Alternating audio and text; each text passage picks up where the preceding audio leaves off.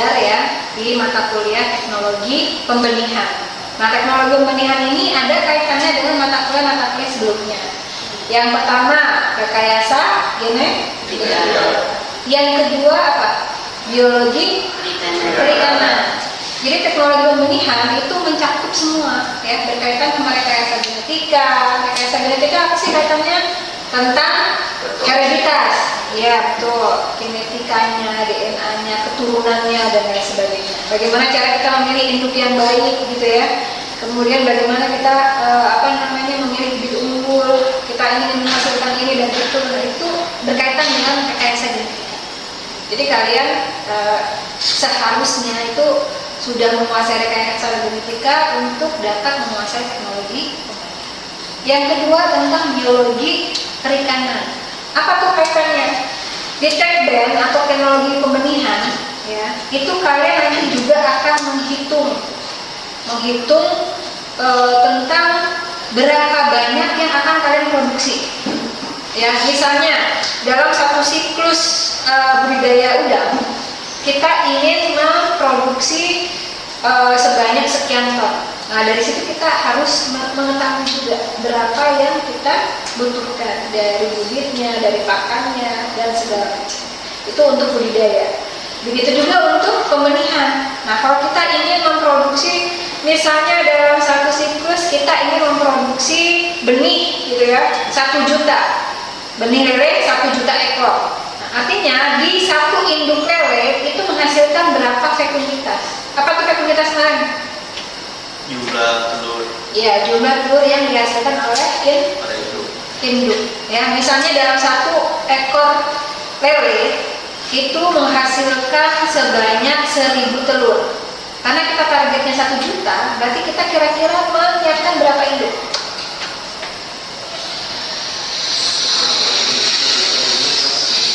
1000 telur. Kira-kira berapa induksi yang harus kita siapkan? Sekitar 100. Tapi tentu saja nggak boleh pas ya. Artinya kita harus ada spare-nya, harus ada cadangannya. Berapa yang kita siapkan? Nah, itu di teknologi pembenihan.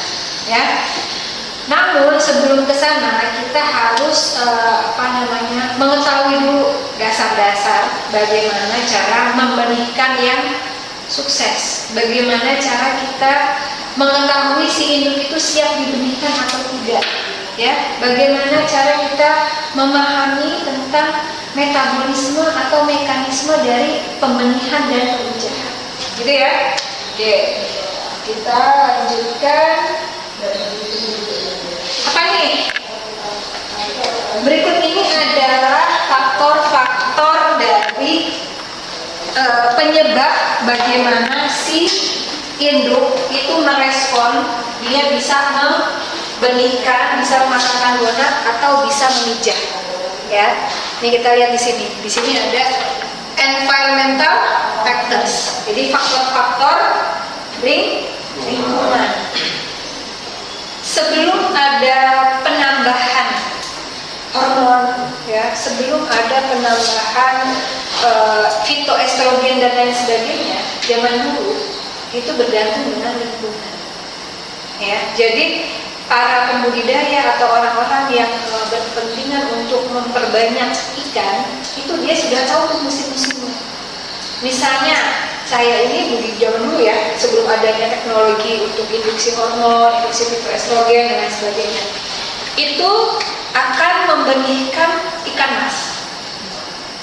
Artinya saya sudah hafal tuh, ya, musim dia memijah. Dia memijah itu dalam 1 tahun 2 kali ikan mas misalnya. Kapan saja? Awal musim hujan dan awal musim kemarau. Nah, di situ saya mulai menangkap dari sungai. Artinya di situ sudah banyak ikan-ikan yang makan buah. Tinggal dijodohkan, memijah dan menghasilkan telur. Nah, telur-telur itu yang nanti dibenihkan. Tapi kalau sekarang kan sudah ada ya teknologi pembenihan, teknologi di mana kita menginduksi hormon sintetis, di mana kita menginduksi fitoestrogen dan sebagainya. Nanti slide selanjutnya akan dijelaskan. Raja bisa kelihatan? Oke. Jadi yang pertama adalah Di sini adanya cuaca, di sini ada pasang surut, ada bulan dan matahari, ada ini ambang apa nih? Suhu termometer ya. Dan di sini ada lunar atau bulan. Jadi bulan gelap dan bulan terang. Nah, apa namanya pengaruh dari lingkungan ini itu yang mempengaruhi si ikan dalam meningkatkan pembenihannya, ya, meningkatkan kematangan gonadnya atau pemujaannya. Jadi setiap ikan itu beda-beda, tergantung dari kita ingin memproduksi jenis ikan yang mana. Udang beda, lele beda, ikan mas beda, dan lain sebagainya. Ya. Nah, kemudian kita langsung ke pembenihannya. Nah, di sini kan ada spawning. Spawning apa sih? Area memijat. Pemijahan, ya. Di sini ada maturasi. Maturasi itu adalah pembenihan atau pematangan gonad. Sebelum ke pemijahan, proses pertama adalah pematangan gonad. Pematangan gonad di alam masing-masing ikan itu berbeda periodenya. Misalnya ikan mas dengan ikan lele itu berbeda. Kalau di alam ikan mas misalnya dalam waktu 6 bulan dia baru bisa makan gonad. Ya, kalau lele 3 bulan atau 4 bulan jadi sudah bisa makan gonad, ya, jadi berbeda, gitu, ya. Nah, untuk maturation, ya, untuk maturation atau pematangan gonad, kalau di alam itu selain dari pengaruh lingkungan, ya, ini ada 5 kan, pengaruh lingkungan ini juga dipengaruhi oleh ikan, ya, seperti ibu hamil, program ibu hamil itu kan. Yang harus dijaga itu adalah asupan nutrisinya, ya nggak? Nah, artinya kalau nutrisi kita cukup untuk kegiatan pembenihan, kegiatan pematangan gonad, itu akan memberikan efek yang baik, gitu ya, terhadap pematangan gonad tersebut. Nah, kalau sudah matang gonad, si ikan itu tidak akan langsung memijah, mengeluarkan telur, tidak. Tetapi dia akan stop dulu, ya, stop di sini, ya, untuk mendapatkan stimulasi lagi, mendapatkan apa namanya respon atau stimulus apa sih, rangsangan, ya, gitu. Jadi kalau ikan yang sudah matang gonad, itu dia tidak akan langsung ovulasi. Ovulasi itu adalah keluarnya telur dari gonad ke arah apa? Alat pengeluaran telurnya, ya. Itu namanya ovulasi. Setelah di luar, setelah telurnya keluar, kemudian dia bertemu dengan sperma, nah itu namanya pemijahan. Proses proses reproduksi di perikanan itu ada 2 metode. Yang pertama adalah pemijahan. Pemijahan itu berarti dia pembuahannya di luar tubuh. Yang kedua apa? Mating. Jadi pembuahannya itu di dalam tubuh. Entah itu jantannya yang memasukkan sperma ke dalam tubuh si betina, atau sebaliknya betina yang memasukkan telurnya ke jantan. Seperti apa? Kuda laut. Kalau kuda laut itu betina memasukkan telur ke jantan. Nanti kita ada videonya. Bagaimana mating yang gagal, bagaimana mating yang berhasil. Kalau mating matang gonad itu dia sudah matang, tetapi tidak menemukan rangsangan di luar untuk ovulasi, itu ada beberapa faktor yang terjadi. Yang pertama adalah atresia.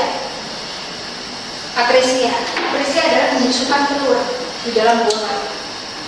Karena dia harusnya keluar, ya kan? Tetapi dia tidak keluar. Nah, itu namanya atresia.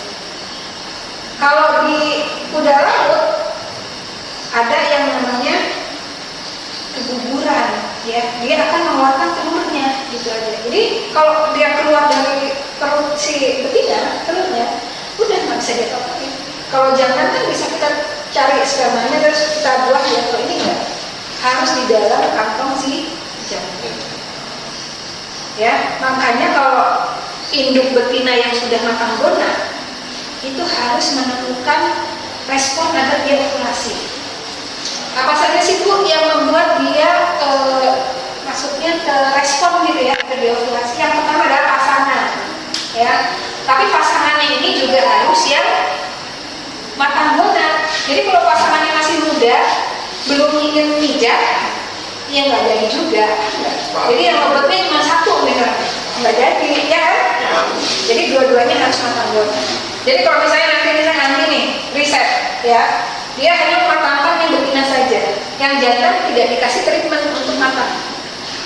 Ya sama aja. Jadi kalau misalnya masuk ke dalam si betina, nggak akan terjadi pemijahan. Jadi dua-duanya harus matang-matang. Kemudian itu pasangan. Yang kedua adalah lingkungan, sama, ya. Tapi satu-satunya syarat pasangan harus sama-sama matang. Jadi nggak bisa kalau salah satu aja yang betina sudah kita stripping, misalnya kita keluarkan telurnya gitu ya, kita sudah matang bola, sudah ovulasi, yang jantan nggak keluar sperma, nggak jadi kan, gitu ya. Nah setelah itu baru terjadi pemijahan, ya. Pemijahan itu tadi pembuahannya jadi 2 minggu. Gitu. Oke, ini saya kasih contoh video bagaimana kalau pemijahan sudah sering lihat ya. Nah sekarang kita lihat video tentang mating. Ini kita lihat yang proses mating pada kuda laut. Nah ini riset disertasi saya nih, bayangkan. Saya ini nggak waktu ya. Saya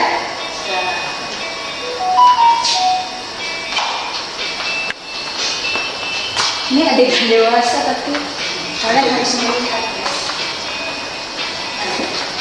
Itu perut tuh lagi dari telur. Iya, dan itu hanya berlangsung sekian detik. Bayangkan, ya. Jadi kalau penelitian ini harus standby di depan akuarium berhari-hari. Kalau untuk kuda laut, ya proses mating itu nggak langsung ketemu. Jadi yang pertama, nah ini mereka mencari pasangan dulu. Kalian perhatikan.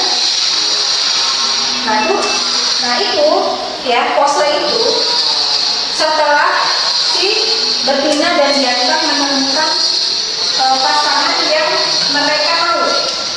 Jadi kadang si jantannya itu sudah caper ya, dia sudah mencari perhatian. Dengan cara apa? Si jantan itu mencari perhatian, menggelembungkan perutnya. Jadi kalau ada jantan gelembungin perut gitu ya, dia lagi berenang sendiri, itu sedang menggembur. Jadi sudah menarik perhatian yang betina, menggelembungkan perut, kemudian memutihkan warna tubuhnya. Hasilnya kan hitam, nah terus menjadi putih ya. Nah betina di kuda laut ini agak eksklusif, dia yang memilih jantan, gitu. Jadi yang menurut dia menarik gitu ya, gelembung perutnya ya, semakin besar mungkin semakin menarik, kita nggak tahu gitu ya. Nah dia akan memilih si jantan, ya. Nah setelah bertemu, nanti yang betina itu akan berubah warnanya juga menjadi putih. Ya, nah kalau udah sama-sama putih, mereka akan saling berkait ekornya. Ya, nah itu namanya percumbuan gitu di bahasa perjodohan. Ya, nah ini kejadian ini berlangsung bisa sampai beberapa jam. Ya, mengikat ekornya gitu ya, terus sambil jadi mereka itu seperti berdansa, paham nggak sih? Jadi seperti berdansa sambil melolong gitu ya, sambil ya kita nggak dengar, tapi mereka itu seperti menyanyi sambil berdansa, dan itu berlangsung tuh sampai beberapa menit, lama sekali. Karena mereka itu menemukan titik bahwa waktunya untuk saling transfer sel telur ya ke si jantan. Diperhatikan karena cuma sekian detik Nah, kemudian si jantan akan membuka perut. Nah, Jantannya yang mana Bu? Yang kanan? yang jantan yang ini kan yang betina dia dalam transfer. Oh itu Bu, proses transfer dulu ya berarti Bu? Iya. Jadi yang jantan setelah tadi percumbuan tadi, dia akan memompa perutnya, istilahnya memberi tanda bahwa dia siap untuk ditransfer, menerima telur. Artinya sperma dia sudah siap di dalam situ, di dalam kantong. Ya, ini makanya posisi yang betina kan di atas nih, ya kan?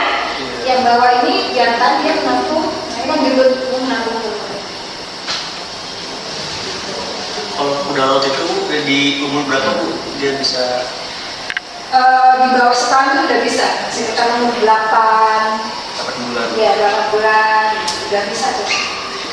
Jadi tanda-tandanya ya, kalau misalnya kalian menemukan di alam misalnya, atau kalian punya pemeriksaan sendiri, tanda-tandanya sih kuda laut itu sudah matang ternak, itu biasanya dia sering merubah warna tubuhnya menjadi lebih pucat. Ya seperti tadi, putih, oh ini udah bisa nih, ambil, kita ambil, karena kan mereka masih itu apa namanya, pemijahan alami ya, gitu. Jadi kita ambil, kita jodohkan dengan yang jantan. Yang jantan suka melembung-lembungin perut, nah itu berarti dia udah siap untuk dipijakan. Kalau yang betina dia sering berjalan sendiri, merubah warna tubuhnya menjadi merah putih. lebih Pucat lah. Gitu. Nah biasanya yang betina juga dia udah gendut perutnya, karena berarti telurnya di dalam itu sudah sempurna gitu. Nah, kalau kita lewat nggak melihat kejadian itu, biasanya nggak punya dokumennya. Gitu, kan? Jadi aku mau tanya, itu kan telurnya digendong sama jantan ya? Nah, dari proses penggendongan sampai si telur jadi benih, telur jadi anakannya rata, berapa lama? Sekitar 2-3 minggu. Lama berarti? Lama. Nah itulah kenapa kuda laut jantan terkenal dengan istilah hewan air atau ikan yang setia. Beda sama yang betina, udah transfer dia cenderung lagi. Iya. Karena dalam 2 minggu betina itu udah makan banget kalau dia asupan nutrisinya baik ya. Jadi kan kalau di laut itu dia kan makannya itu makan hidup, ya tuan, udang, kan melimpah di laut. Ya kan dia itu makan banget. Yang jarang itu betinanya, jantannya. Gitu. Nah setelah transfer si jantan akan membayang-bayangkan kantungnya, goyang-goyang seperti itu, ya kan? Ada posisi dari itu digoyang-goyang, kemungkinan karena kita nggak mudah ya, kemungkinan itu untuk meratakan ya sperma dan telur yang sudah ditransfer tadi. Nah kemudian selama 2 minggu lagi ya dia akan pasif, dia akan bertengger terus di shelter. Jadi hanya makan di makanan yang lewat saja, dia nggak akan mencari makan. Makanya untuk jantan-jantan yang sedang menginkubasi telur, merang telurnya, gitu ya, itu harus kita kasih makan yang banyak, makanan hidup ya, udang-udangan, bakteri besar, karena dia penjaga kandungannya, gitu ya, bapak-bapak ya. Di alam juga kayak gitu? Iya, di alam juga seperti itu. Berat juga ya? Pedal jantan itu 2 minggu nih. Iya, 2-3 minggu. Bahkan kadang ada 1 bulan dia telurnya besar. Jadi semakin telurnya besar, anak-anaknya kan semakin lama berkembang ya. Kalau telurnya kecil kan dia semakin cepat kan, gitu. Bentukan ya. Jadi akhirnya sampai tahap melahirkan. Gitu. Sedih ya. Itulah tugas bapak-bapak udah laut. Jadi kalian tidak boleh meremehkan tugas ibu-ibu gitu, betapa beratnya. Ya kan manusia 9 bulan loh. Ya. Nah ini lihat ya. Nah ini contoh kuda laut jantan yang sudah siap banget. Urogenitalnya merah, ya, perutnya membesar, badannya berwarna putih, ya udah siap gitu. Ya. Nah yang betina juga nih, betina itu dia akan putih seluruh tubuhnya. Gitu guys. Oke? Nah ini yang berhasil, artinya pada di sama-sama matang keluarga, ya. Respon untuk ovulasi kan tidak berbeda mengeluarkan dulu ovulasi, ya kan? Itu cukup mendapatkan rangsangan atau stimulus dari pasangan, ya. Artinya yang mesti diangkat juga siap, gitu. Siap untuk menampung dan siap mengeluarkan kode-kode gitu ya, atau respon bahwa mereka siap mati, gitu ya. Nah ini yang berhasil. Kita lihat yang gambar. Ini agak, yang ini agak kurang pandai yang kelihatannya ya, karena gagal. Oke, jangan berkedip ya, karena hanya sebentar.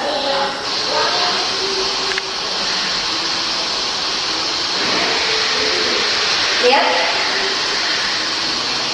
ada yang jatuh?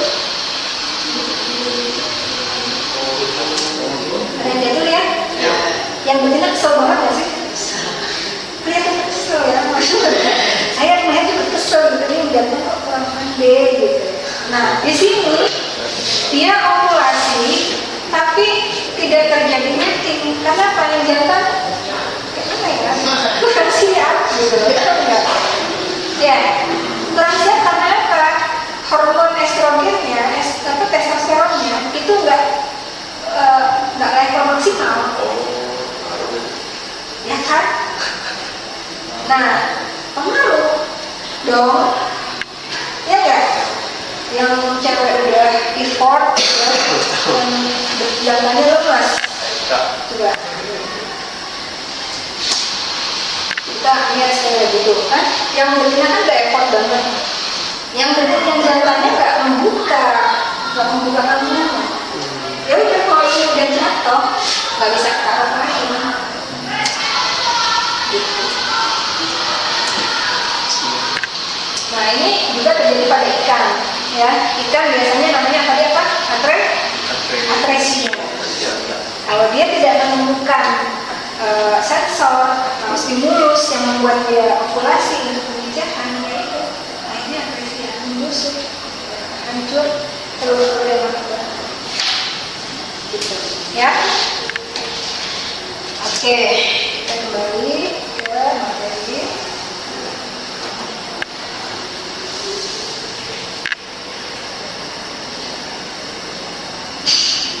Nah ini adalah gambaran secara umum bagaimana kok bisa si lingkungan tadi membuat menjadi stimulus atau menjadi rangsangan terhadap pematangan gonad dan pemijahan.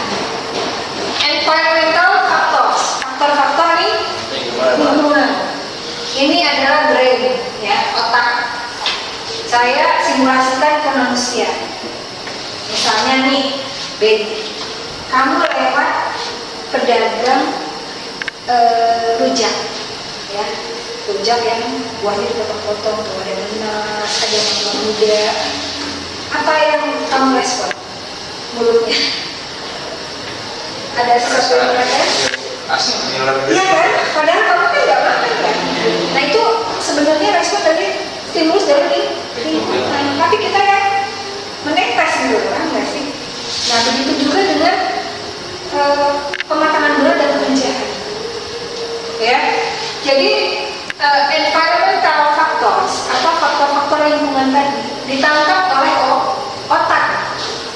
Kita menangkap rujak yang penuh warna-warni dan segar itu, sama kita menangkap di otak.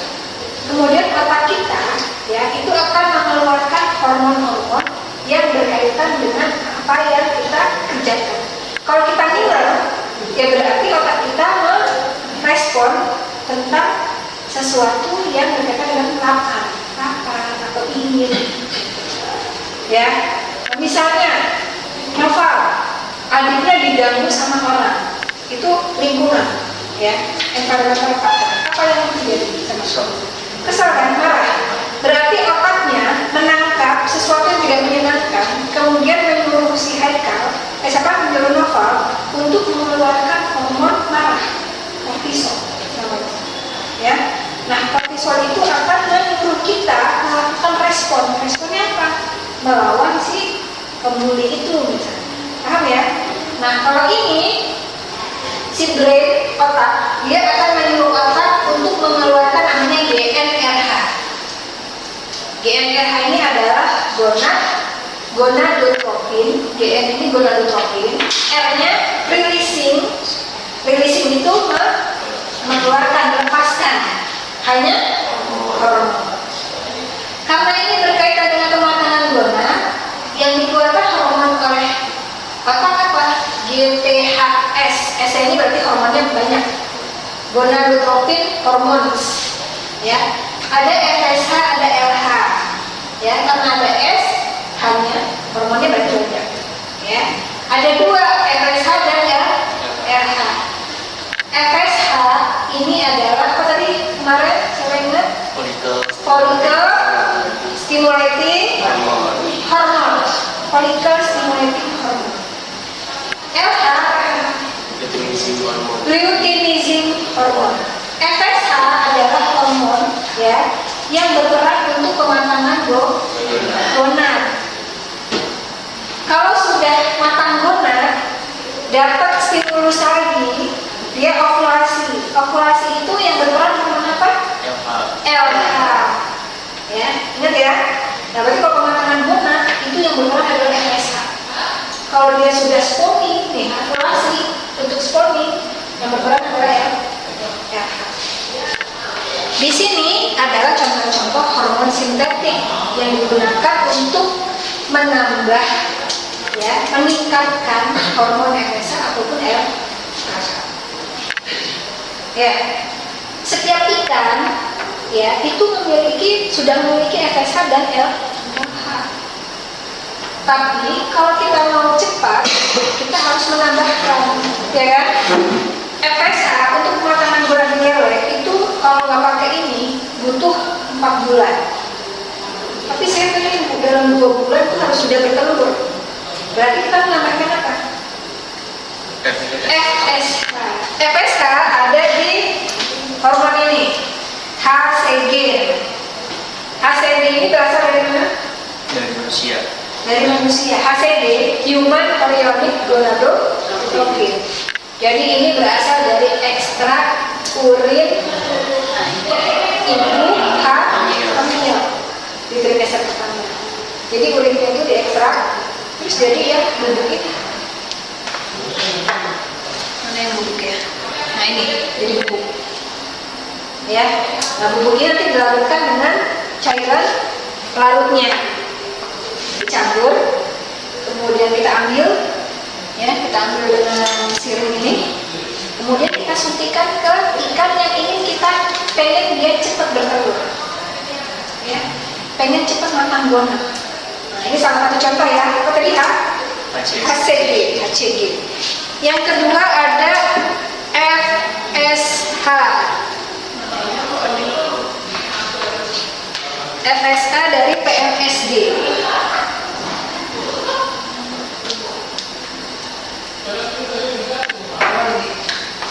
Nah ini untuk pematangan gonad ya, masih satu tadi hasilnya.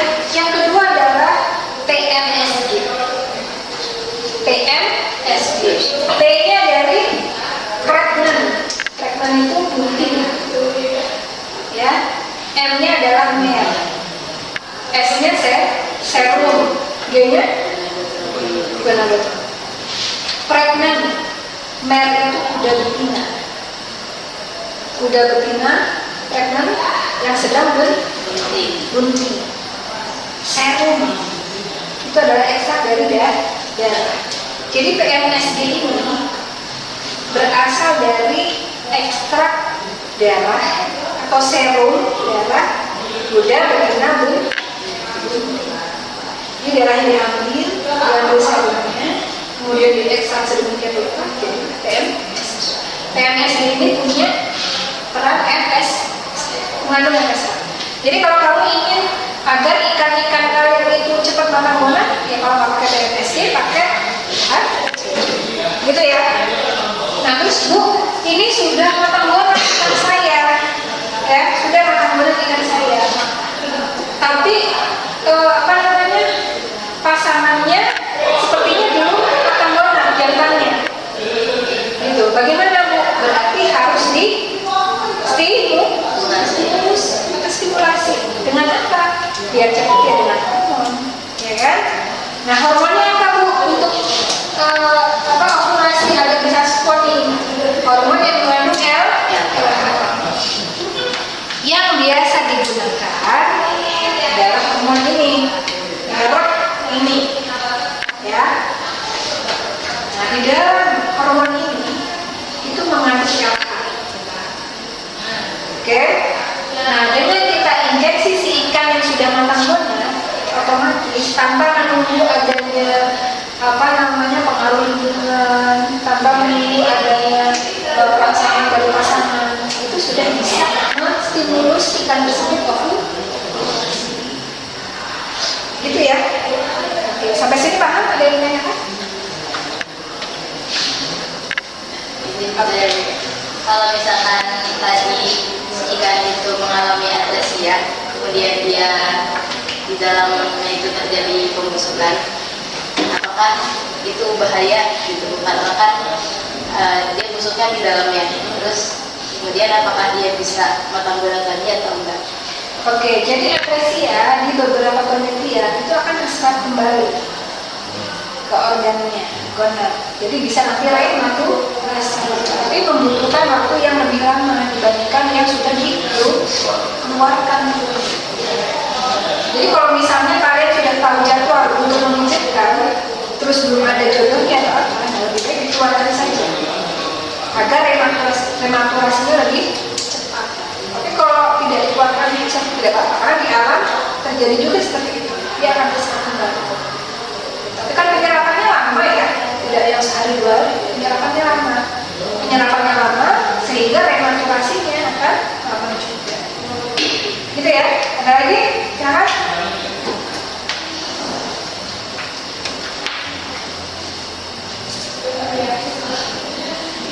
Cukup? Oke, baik. Oh ya, silakan. Tadi kan ada penggunaan hormon yang disuntik ya, Pak? Iya. Nah, itu ada risikonya loh. Oke, pertanyaan yang bagus.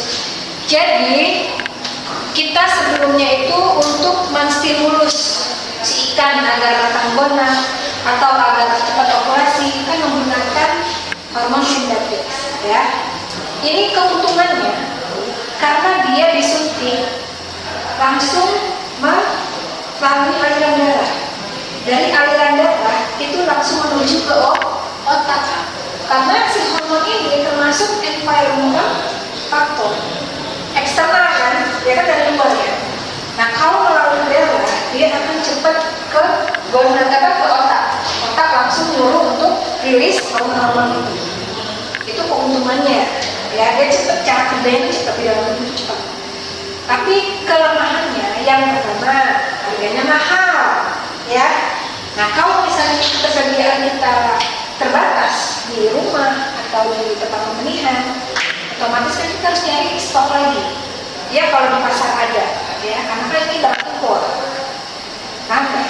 ya. Jadi ini keterbatasan dari bahan baku, ya, dan harganya juga mahal, karena ini impor. Yang kedua, kelemahannya adalah karena memerlukan keahlian untuk menyuntik induk, ya, kan nggak sembarangan orang ya bisa menyuntik gitu ya. Nah, itu bisa menjadi salah satu keterbatasan, ya. Ada yang asal-asalan nyuntik misalnya gitu ya. Ada yang sehingga dapat merugikan si induknya, entah induknya luka, gitu ya, entah induknya stres. Padahal induk itu kan salah satu aset di pembenihan, gitu ya. Nah, itu kelemahan-kelemahannya. Sekarang kita itu sedang meningkatkan ya beberapa riset gitu ya untuk menggantikan bahan-bahan sintetik, bahan-bahan kimia dengan apa? Fitoestrogen. Fito itu apa?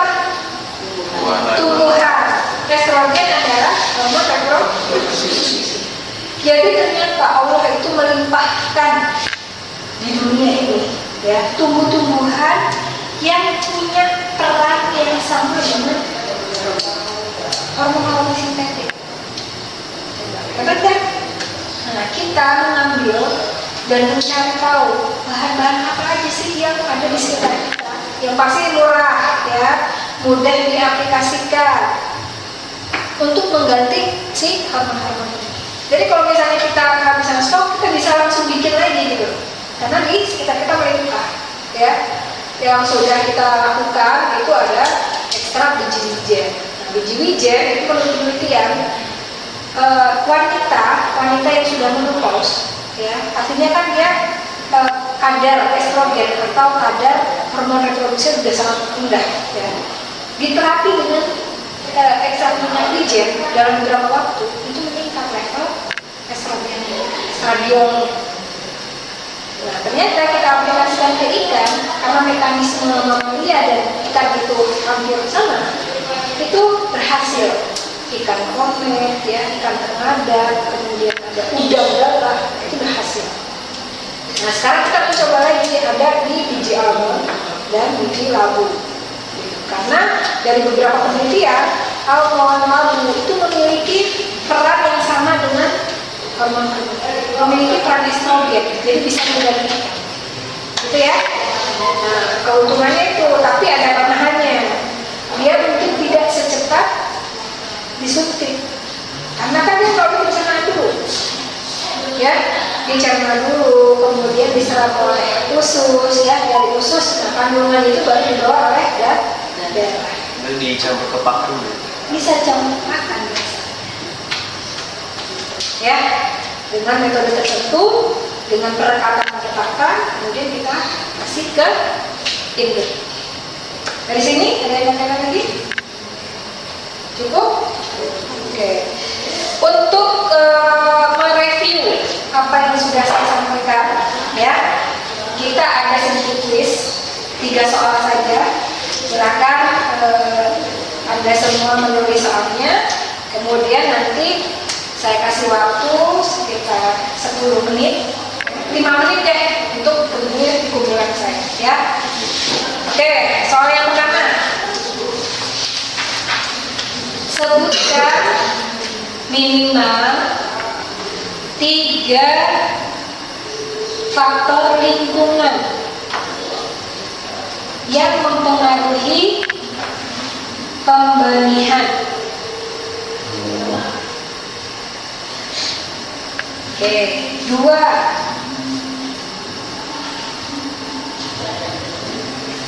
Proses reproduksi ada 2, sebutkan.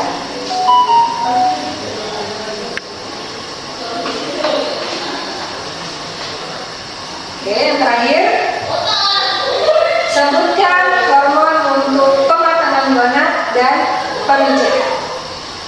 Ya, itu saja. Silakan Anda kerjakan. Waktunya 5 menit.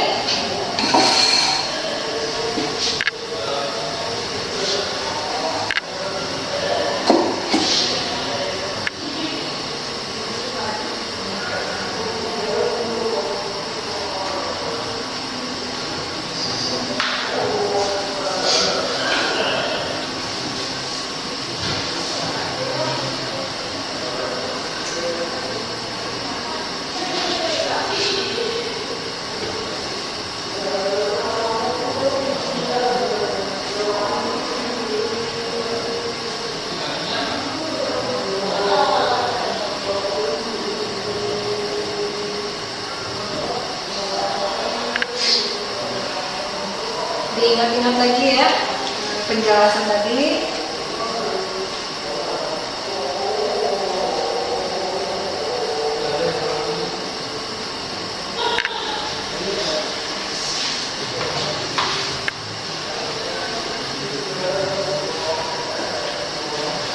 Ada yang kurang paham soalnya? Berarti jelas ya.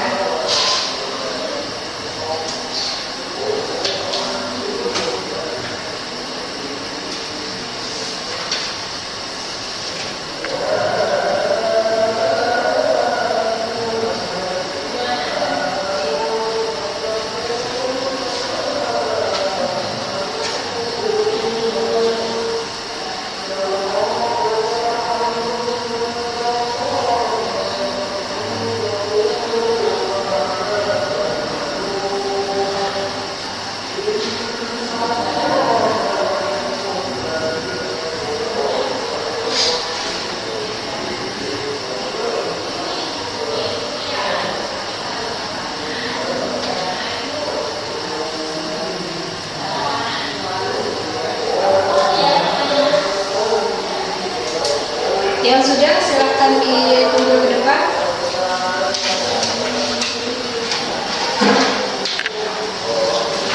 Oke.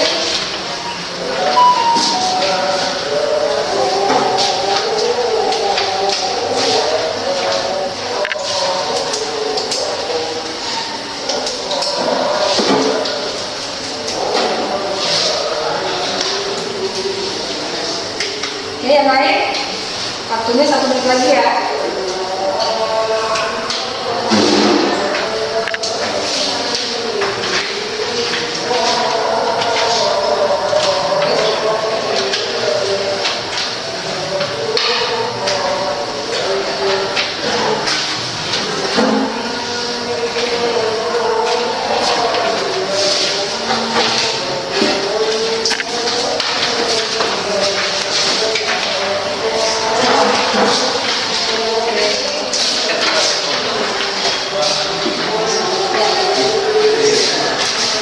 Oke.